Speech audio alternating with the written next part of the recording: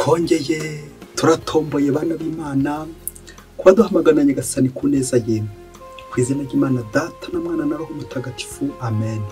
Amahoro bana b'Imana, ni muhumure, Imana iradukunda, ije kutugira neza kuri uyu wa kane w'icyumweru cya gatatu cya Adventi, tariki 18 Ukuboza 2025. Dore amasomo agiye kutwegereza Imana.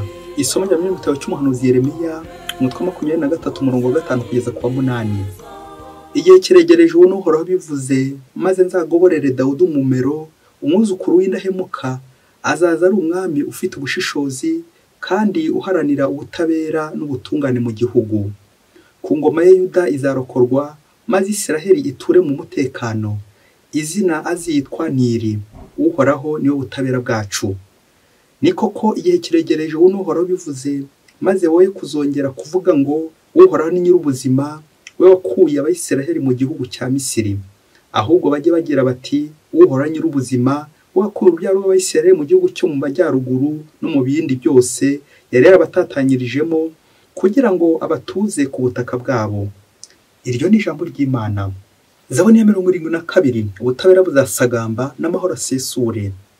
Mana umwami mwegure ubucamanza bwawe, uwo mwana w'umwami umutoza ubutabera bwawe, acira umuryango w'imanza ziboneye kandi arengere n'ingorwa zawe. Azarokora ingorwa zitakamba n'indushyi zitagira kirengera. Azagirira ibambe ingorwa n'utishoboye, aramira ubuzima bwabo. Aragasingizwa Uhoraho Imana ya Isiraheli, we wenyine ukora ibitangaza. Izina rye ry'ikuzo riragasingizwa ubuziraherezo, ikuzo rye riragasakara ku isi hose. Amen, amen. Ubutabera buzasagamba n'amahoro asesure. Nyagasani Yezu nabane namwe. Amagambo mu Ivanjili Ntagatifu kwanditswe na Matayo, umutwe wa 1 umurongo wa 18 kugeza ku 24. Dore uko Yezu Kristo yavutse. Nyina Mariya yari yasabwe na Yozefu, mu gihe batarabana, aza gusama inda ku bubasha bwa Roho Mutagatifu. Yozefu umugabo we wari intungane kandi utashaka kumuteza urubwa, yigira inama yo kumusezerera rwihishwa.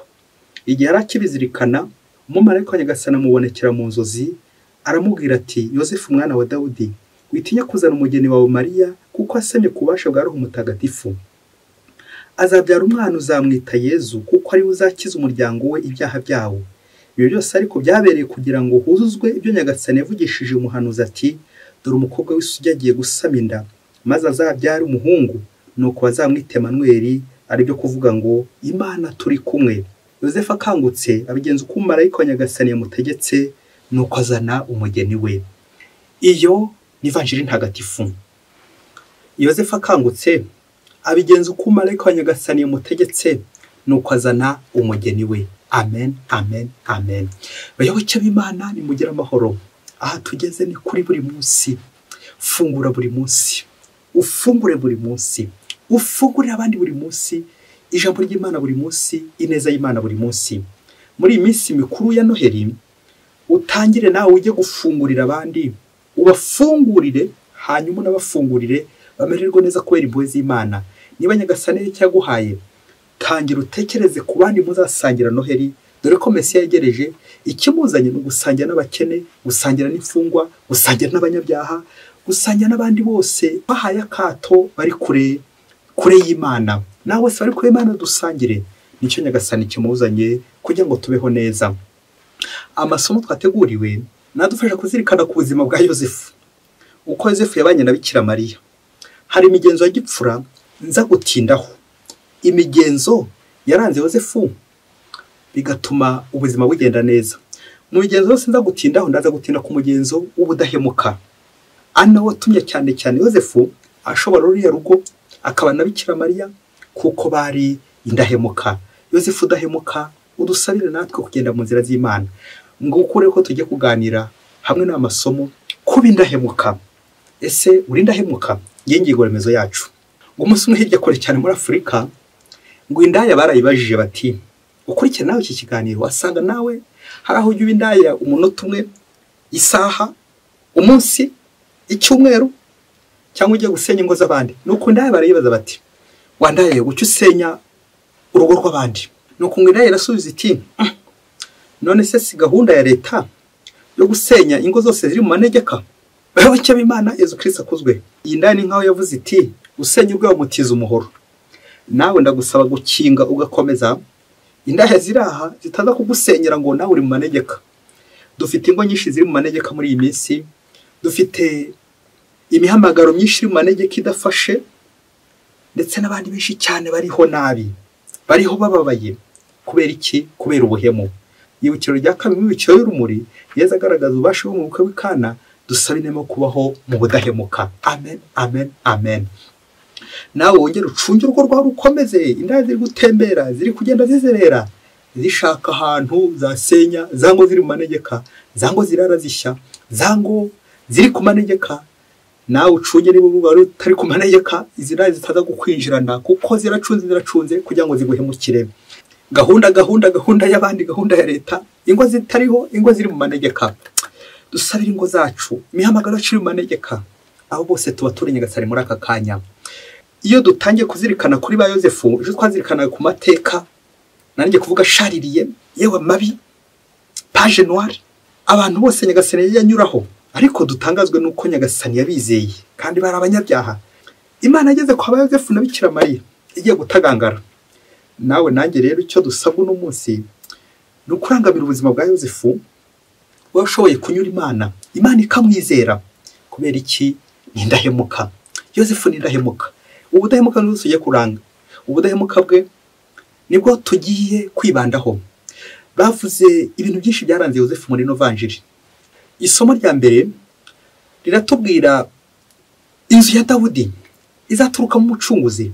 Ni naho ivanjiri iganisha kuri Yozefu w'umuryango wa Dawudi. Yozefu uyu nguyu yari afite imigezo myinshi ya gipfura: kwitonda, ubumanzi, ubupfura, ibanga, kwitoza, kutabeshya. Uko twumvise ndetse n'ubudahemuka, uburyo twumvise Bikira Mariya yasamye inda, nuko Yozefu abyumvise ntabwo yamukojeje isoni, ntabwo yamuteje abantu, yarabiryamanye, ari gushaka uburyo musezera rwihishwa. Twongeye dukuri ino foto, umuntu aguhemukiye ubigenza ute? Uhita ubishyira ku mbuga za WhatsApp, ukabishyira ku ikoranabuhanga kugira ngo abantu benshi babibone. Ya nkoko iyo iri kunywa amazi iti ikibi kijya habona, ikibi kigaragare, nuko nawe ukamera nk'iyo nkoko igihe cyose inywa amazi ati ikibi kijya habona. Ni kaga mugenzi wawe agiye guhemukiye, uwe umuhishira n'umutarange, atari guhishira icyaha, ahubwo kutasasa amafuti. Ni nabyo umuhanga avuze ati le linge sale se lave en famille. Ibyahi bishaje, ibintu byose by'umwanda ntabwo ari ngombwa kubijyana ku irembo. Yozefu aze gukwigisha ibintu wajyanye ku irembo bitari byo. Abagiye utaranga bombori, abaguhemukiye ugahita ucanira ku maso, ugahita ucanira umunwa, ukawubangira ingata, ugiye kubavamo, ugiye kubarega, ugiye kubasandaza. Yozefu utekereza uburyo yakoye Bikira Mariya akamusaba, none ko yumvise ko Bikira Mariya wenda bishoje ko yafata nkaho nyine yamuhemukiye, wowe wabyihanganira ari wowe? Nkuko Yozefu agomba gutubera urugero ko kutamena ibanga. Kongera dutandukanya amabanga, hari amabanga abiri, hari ibanga ribi, hari n'iryiza. Ibanga ribi ni rya Sekibi. Sekibi ndukubwira uti ibi nubivuga nzakwica, ibi nubivuga nzaguhitana. Bya bindi byose bibi wagiye ubika, ibyo ngibyo ntabwo bishingiye ku Mana nyine, nukureba uburyo uzabipakubu ukabijugunya, kuko ni bya Sekibi. Hanyuma ugumana ibyiza, amabanga y'Imana nka Bikira Mariya utwaye umwana w'Imana, utwaye inkuru nziza y'umukiro. Yozefu kubera ko yakoranaga n'Imana, Imana yaramwihishuriye mu bitotsi, mu nzozi, maze imubwira ikintu gikomeye cyane, wowe nanjye kigoye ko twacyitaho, genda uzane umugeni wawe. Ikindi gikurikiraho ni ubudahemuka bwa Yozefu na Bikira Mariya. Urubyiruko rwinshi rukunze kwibaza aha hantu rukanahatinda ati ariko koko Yozefu yabanye na Bikira Mariya nta kintu barakora koko, batararyamana nk'umugabo n'umugore mu nzu imwe? Ibi byashoboka bite? Ku buriri bumwe ibi byashoboka bite? Aha, twebwe nk'abantu ntabwo twabyumva. Kubera iki tutabyumva? Kubera ko nyine twebwe twumva ibyo tutashobora nk'aho abandi batabishobora. None se n'ubwa mbere wumvise umuntu uhari ubusugi bwe ashakisha ingoma y'Imana? Ngiye byarenze Yozefu. Imana yaramutoye, itora na Bikira Mariya kugira ngo nyine bazabeho ari abaziranenge bityo bashobora kwinjira mu mugambi w'Imana. Yozefu impamvu yashoboye ubu budahemuka ni uko arafite undi mugenzo bita mu gifaransa abstinence, kwifata, nawo cyane ukunze gutonera muri bihe turimo, kuko cyane usanga iterambere ikoranabuhanga ryaradutwaye ku buryo dusigara twibaza ngo kwifata biracyariho, abstinence iracyashoboka. Iki rero ni Yozefu yari afite, mwarubyiruko mwe icyinshi dukunze kwibaza ngo haryo ubu bagendana mu nzira ntibagire icyo bakora, ubu babanye gutyo kuko ntacyo bakora, wasanga nawe ukiri kubyibaza. Gusa icyo twazirikana mu gutambuka ni uko Bikira Mariya ari isugi. Mbere y'uko asama umwana w'Imana, asama umwana w'Imana, na nyuma abyaye Yezu Kristo yakomeje kuba isugi. Ntaho rero bigeze bahura na Yozefu nk'umugabo n'umugore, usibye aho ubitekereza kubera wenda umubiri uri gukujyana, ariko benagoye ko wabyumva kuri roho, kireke nyine ari mu buryo bw'umwuka, uburyo bwa roho nawe ushobora kubyumva. Ariko ukuntu wabyumva mu buryo bworoshye, uzumva umugenzo wo kwifata, uburyo ukomera, uragorana ariko urashoboka. Niyo mpamvu rero uzasanga irari ry'umubiri bamwe ryarabatwaye, ribatwara uruhu n'uruhande. Yozefu ntushobora kumwumva uburyo yabaye indahemuka. Hari n'abagabo muri no minsi batiyumvisha uburyo watunga umugore umwe.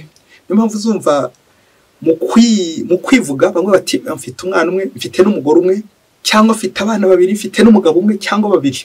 Ugasanga ibintu byose byarabaye akavu. Kubera iki? Ubuzima bw'i Nazareti, ubuzima bwa ruriya rw'i Nazareti twarabufunze, twarabwirengagije. Urugo rwaranzwe n'ubudahemuka, la fidelite. Nawe rero ushobora kuba ufite urugo rufite ibibazo, ese nisiga umugore wanjye, nisiga umwana wanjye, nisiga umugabo wanjye bizagenda bite? Ukaba uri kwibaza ibibazo nk'ibi ngibi. Banza ubindahemuka, ahasigaye nuriya mwabanye, nuriya muri kumwe nawe niba iyo mpano ayifite nawe azaba indahemuka, kuko ubudahemuka nawe ni impano, kwifata ni impano y'Imana. Yozefu rero impano yarayihawe, na niyo mpamvu niba utarayihabwa, niba utarayihawe, ntukarebe uhita wemeza ko abantu bose bitashoboka. Nta kinanira Imana, niko umumarayika yabwiye Bikira Mariya, koko nta kinanira Imana. Twongere dusabire ubuhemu buri ku isi, abahemukira abandi, abagambanira abandi, abishora mu ngeso mbi, irari ry'umubiri byakomeje kuzamuka, bigatuma yewe n'abantu batagitekereza neza uko bikwiye, kubera ko bahaye umubiri agaciro karenze, barawuzamuye hejuru, maze roho iramanuka, roho irarindagira, roho irarindimuka. Imibiri yacu twarayizamuye. Yozefu rero zo kongera dufashe aho twagiye twirekura, tukadohoka, tukamera nka sogisi yashizemo elastike. Nuko rero nyine ntongeye kuyambara uko bikwiye, wayambara igahita imanuka. Uko niko abantu benshi bagiye badohoka kuri uwo mugenzi wo kwifata, kuri uwo mugenzi w'ubudahemuka. Nuko tugahemuka nyine, yanda nyine ikazatuvugira ati to urugo ruri ku manegeka nyine, gahunda ya leta no kurusenya. Muvyeyi, niba ufite urugo, iyi nkuru yumva n'ubushishozi. Niba witegura gushinga urugo kandi wongera umva ino nkuru, kugira ngo umenye ko iyo uri kujya atari aho gukinishwa, ko ugomba guhajya nyine ufashe uhamye, bityo uzaba indahemuka ku muhamagaro wawe uko bikwiye. Ngo umunsi umwe hirya kure cyane muri Afurika, ngo mu rugo rumwe rw'umugabo n'umugore, ngo barakundanaga cyane iby'intangarugero, ndetse bakabatoraho abajyanama mu zindi ngo zari ziri aho ngaho, kuko ari wabonaga urugo rwiza koko rukanyakanya rugerageza. Bari bafite n'abana bameze neza, ari intangarugero. Igihe kimwe kiza kugera, umugore wo muri uru rugo aza kubona ka promotion gashyushye, kuko bagiye kumuzamura mu ntera, agahembwa amafaranga menshi atahembwaga. Ariko bamusaba ikintu kimwe, urimuka ujye gukorera hafi y'akazi abari huba. Babijyaho inama n'umugabo, kuko bombi bajyaga inama mbere y'uko hari icyemezo bafata icyemezo cy'uko umugore agiye kwimuka, ariko bakomeza kubana no gusigasira urugo rwabo mu budahemuka.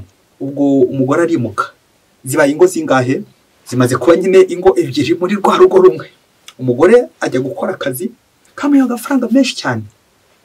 Igihe kigeze bya bindi by'amugisha ugomba kuza mu rugo nyine, umugabo nagiye yumva bamutumyeho ko agiye kwiga mu mahanga, ajya gukomeza amashuri, ubundi aminuze bikomeye cyane. Ubwo wongera kwicara n'umugore bajya inama uko bigiye kugenda, ko agiye kwiga. bongera baricara ati urugo rwacu tugomba kurusigasira n'ubudahemuka. Barabyumvikana. Umugabo afata icyemezo ko agiye mu mahanga. Ubwo zibaye ingo zingahe? Zimaze kugera muri 3. Niba barafata urwabo rwa mbere, umugore arimutse n'umugabo agiye kwimuka, bishoboke ko basigiye abana rwa rugo babagaho bwa mbere. Ubwo umugabo afashe varize ye, arapakiye byose, aragiye no ku kibuga cy'indege, bishoboke ko umugore yamuherekeje. Ati uzagira amasomo meza kandi urwo uzakomeza turisigasire, babanye neza ndahemuka. Nuko ngo muri iryo joro muye yakiye ntarabushyitsi aka kantu kumva n'ubushishozi. Nuko muri iryo joro haba surprise ikomeye cyane, baratungurwa bombi, umugabo n'umugore. Ngaho fora ikintu cyabatunguye muri iryo joro. Ese no gukumburana, ese bari bamaze gukumburana muri ako kanya ngo bagiye kubona bisanga bombi muri hoteli yandi ikomeye cyane, y'inyenyeri zikomeye cyane. Nuko bagiye kwisanga, basanga umwe afite indaye yasohokanye, yandaye senyigo z'abandi, buri wese afite indaye yasohokanye, inshoreke yasohokanye, buri wese afite kabutindi yasohokanye. Nuko ngo umugabo arabisha cyane ati wowe nagusize ku rugo, none nibugiyemo, none buryo ujye inyuma. N'umugore ati ko nasize se nguherekeze, ko nari ngusize ugiye mu mahanga, ngusanze hano nte. Nuko ruragica buri wese ati nagusize mu rugo, nagusize ku rugo, undi ati naguherekeje wagiye, nari nzi ko wagiye. Birangira rubuze gica. Umwitozo ukagira uti izo ngo zibanze kuba zingahe?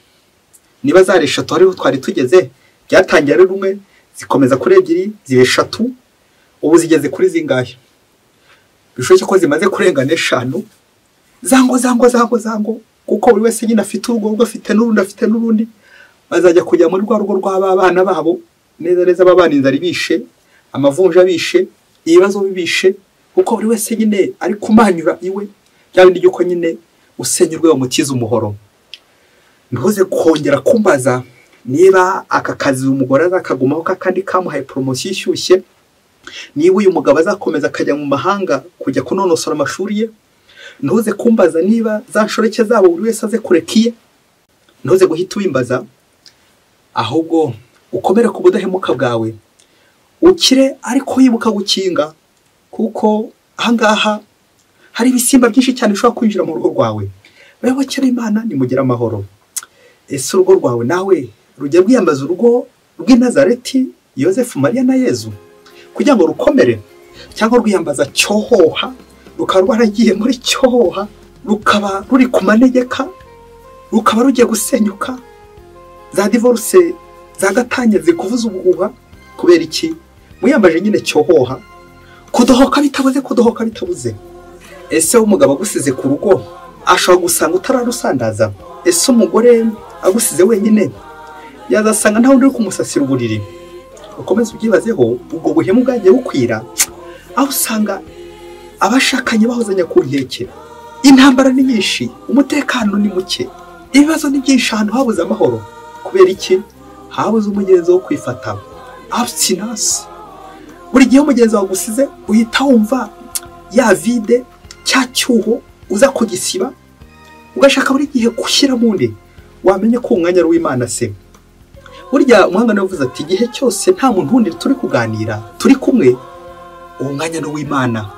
Ngaho nawe ukorera ifoto umwanya w'Imana, ukawushyiramo indaya, ukayishyiramo ubugambanyi, ukayishyiramo inshoreke, zazindi ziza kugusenya, zikagusenyera roho, zikagusenyera umutima, zikagusenyera urugo. Yosefu aze kugusabira natwe tugira ubudahemuka mu miryango yacu, mu ngo zacu, ubuzima bwacu ube nyine ubuzima buri ku murongo budahemuka. Abantu benshi kuri no sim bari kwibaza ibibazo ati ariko kuki divorce zikomeje kwiyongera, kuki ingo zikomeje gusenyuka, kuki imihamagaro y'abihe Imana abenshi bari kuvamo, hana batavamo bakaviramo indani, bakaviramo imbere, kuki ibintu bikomeza gutya? Nta kindi gisubizo nuko abantu benshi twadohotse ku mugenzo wo kwifata. Buri gihe turirekura, bamwe tukisandaza, tukagwaye tukagusha n'amazuru. Kwirekura byarogeye, ibintu bitwoshya n'ibindi byinshi cyane byadufashije kudohoka. Mu gihe cya Yosefu nta dukingizo twabagaho, ariko uzasanga utw'ubuntu turahari, tw'ibyuma turahari, twa plastic byose birahari, byarivanze nta tunini two gukuramo inda twabagaho. Ariko ubwo byarogeye abantu bishakuramo inda uko bashatse, wajyana nko gukorora rimwe gusa. Kubera iki? Hari ibintu bitudohora, hari ibidohora imibiri yacu, hari ibintu bitubuza ubusugi bwacu, bitubuza ubumanzi bwacu. Ibyo byose bitudohora. Girukane mu rugo rwawe, ibyo byose birakubuza kwifata. Akamvuga Kinyarwanda igira iti nawe usinzira arara uburiri. None niba ufite tudukingizo tumaritse mu nzu yawe, ibyo binini byose biri muri sakame yawe mu rugo rwawe, ubwo urabona kwifata bizagukundira mujyayo we. Nuko bitudohora byabaye byinshi, za filime z'intambara, amafilime y'urukozasoni, amafoto menshi mabi, amafilime n'ibindi byinshi cyane bidakwiriye Nyagasani, bituremera mu mubiri wacu, ntitubashe kubona Imana, ahubwo tukajya tubona umubiri wacu, wa mubiri uri kwirata, uri kwiyemera, aho guca bugufi tukakira Imana ije muri twebwe. Ibyo byose bitudohora, biturindagiza, nibyo bidusandaza, bikaza kurangira inzu zacu zisenyutse, kuko nyine tutubakiye ku Mana, twabuze ubudahemuka na fidelite. Mu gusoza twongere tuzirikane icyatumye Yosefu ashobora kuzana uriya mugeni we kandi bakabana neza, umwana w'Imana akavukira muri rugo. Nta kindi nuko Yosefu yashobokeye Imana, yigomwa irari ry'umubiri, yigomwa desire sexuelle, yigomwa icyamushimishaga kugira ngo anyure Imana. Nawe nanjye ubu niyo mukoro tugomba gutahana.